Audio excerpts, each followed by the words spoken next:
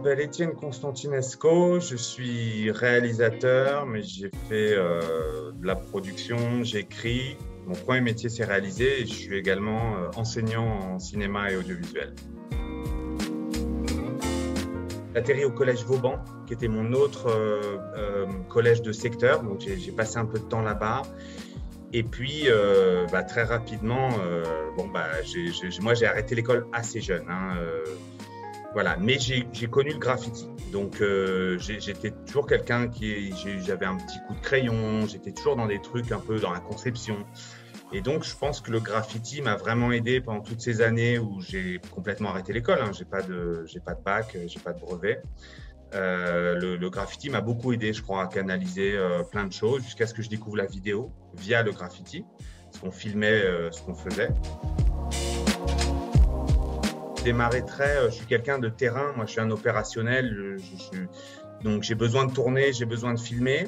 J'ai fait un premier court-métrage à Strasbourg pendant mes études et on a fait mon premier long-métrage, donc Colline, les amis de mes amis, qui est sorti en 2011, qui a été un des premiers films qui est sorti en partenariat avec Dailymotion, Radio Nova. J'ai commencé assez jeune, en 2007, j'ai fait ma première pub télé et j'ai fait toutes sortes de budgets, mais j'ai fait des grosses publicités avec des gros budgets. Et c'est quelque chose que j'ai essayé d'avoir à côté, de continuer de tourner à côté, parce que ça m'a apporté beaucoup de choses. C'était un vrai laboratoire, et tu as des équipes, tu as de l'argent. Enfin, c'est toujours très intéressant, même si tu es un peu plus exécutant. Et j'ai continué à me concentrer sur mes projets personnels, tourner, écrire, jusqu'à Dernier Soleil. Mais merde, sors, t'es retourné dans la cam, c'est ça? Mais t'inquiète, je gère. Qu'est-ce que tu gères? Tu m'as même pas vu venir. Qu'est-ce que tu gères? Faut que je cherche mon fils Esteban à l'école. Ton fils, il vit chez son oncle et toi dans une voiture, wesh. Tu sais, Eric Esteban, il fait plein de progrès. Regarde-le là, tu le vois là?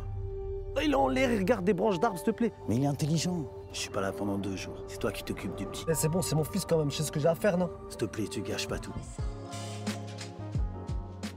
C'est l'histoire d'Eric, qui est un voyou, une petite frappe, qui vit dans sa voiture, complètement irresponsable, et qui a un fils d'une dizaine d'années, et il a complètement tourné le dos à son fils.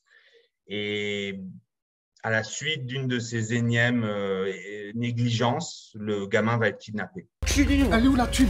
Il a pas de thune. Écoute-moi bien, espèce de salope. Écoute-moi bien.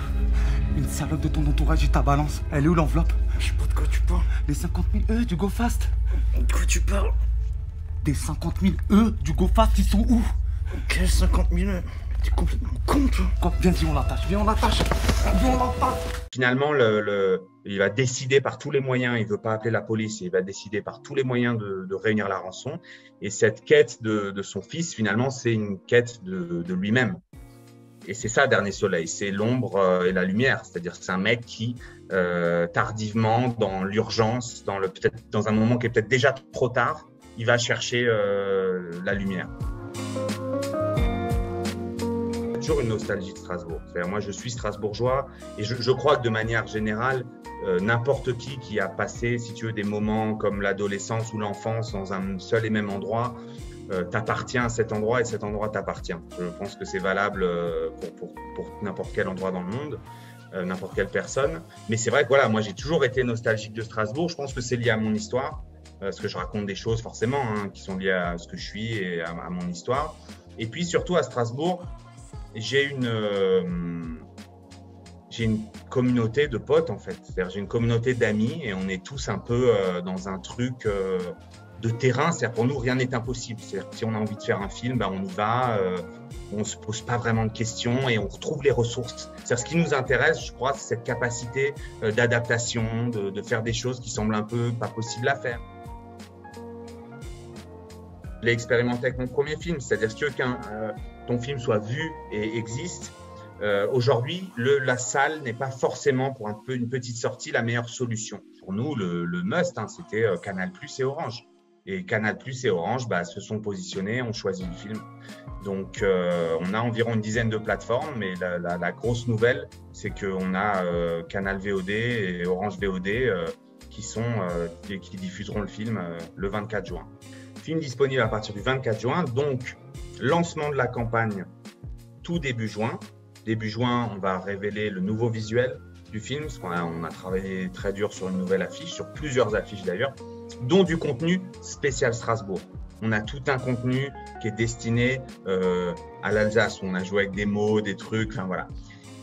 Donc, lancement du visuel et surtout lancement de la bande-annonce. On a une nouvelle bande-annonce sur laquelle on a beaucoup travaillé, qu'on va lancer début juin. Et après, on espère, là, la presse est lancée, on espère avoir un maximum de retours.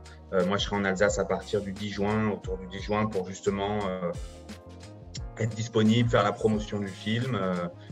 Et bien entendu, avant-première, le week-end juste avant, on est en train de valider la date qu'on va donner très bientôt.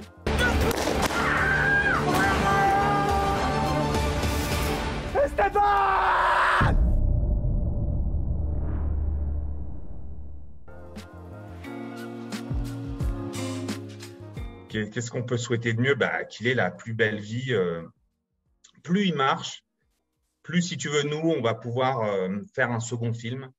On va pouvoir envisager l'avenir différemment. On va pouvoir mieux le vendre à l'international, parce qu'il faut savoir que dans un second temps, on va le vendre à l'international. Donc, c'est très important notre démarrage en France, c'est ce qu'on va faire en France.